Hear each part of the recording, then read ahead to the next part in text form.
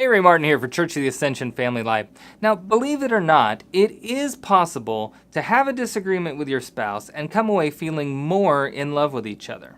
But just like we all have different love preferences, we don't all have the same style of arguing.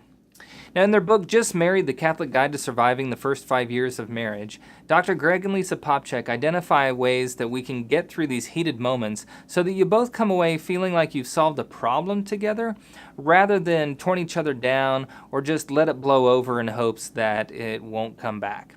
So that's what we're working on today. Woo, arguing.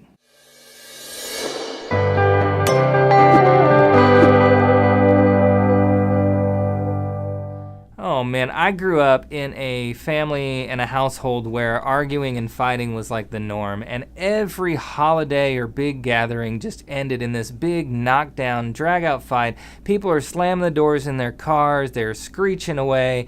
I mean, it was just, a mess. And so I think, to this day as an adult now, I really try and avoid conflict. And I even don't really, look forward to holidays, I think, as a result of this. I just get this really uneasy feeling like, something's just going to blow up at the end of the occasion. It may sound crazy, but most arguments can be solved when both people involved feel respected and cared for. One thing you can try is, before getting into a conversation like this, try, asking if it's a good time. Or another thing you can do is try bringing your spouse, like their favorite beverage or favorite snack or something to eat, before launching into one of these spirited conversations.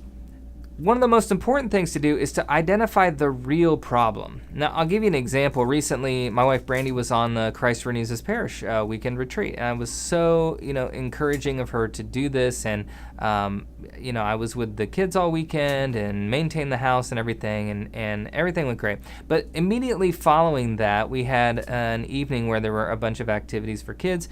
She got home from work, immediately had to change her clothes and dash back into the car, and she could tell that something was just kind of bothering me. And, she really prodded me, and I finally just, was giving her this litany of complaints about all the childcare that I'd been doing and all the housework that I had been doing all by myself and everything. And finally she got, out of me that I really just missed her and I wanted to spend some time with her. Now that's actually something that you can work on. That's a real, problem that you can work on a solution for. You could set a time to spend time together at the end of the evening or whatever. But a whole laundry list of complaints is not really, something that's easy to solve.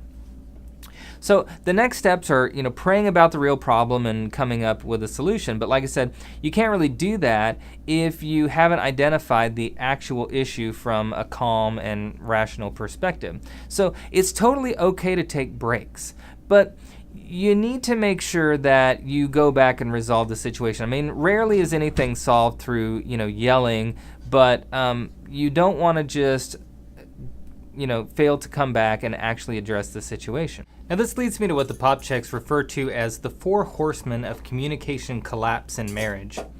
These can be detrimental if they enter regularly into your conversations.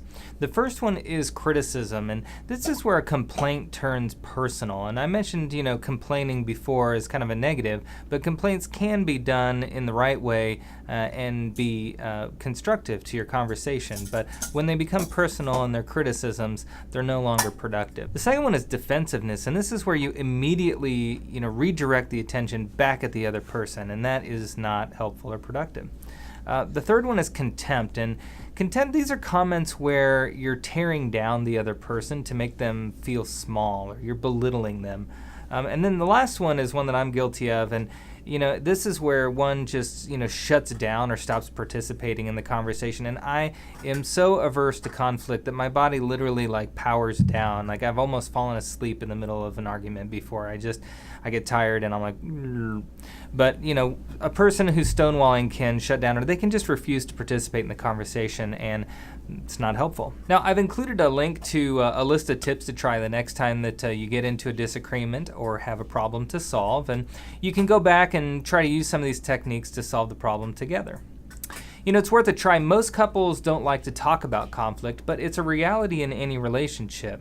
The most important thing to keep in mind is praying for and forgiving one another. So allowing unresolved issues to continue to resurface is also going to cause bitterness to develop, so you want to definitely avoid that. Prayer, forgiveness, and tactical problem solving will ensure that you and your spouse continue to grow together in love. We'll see you next time.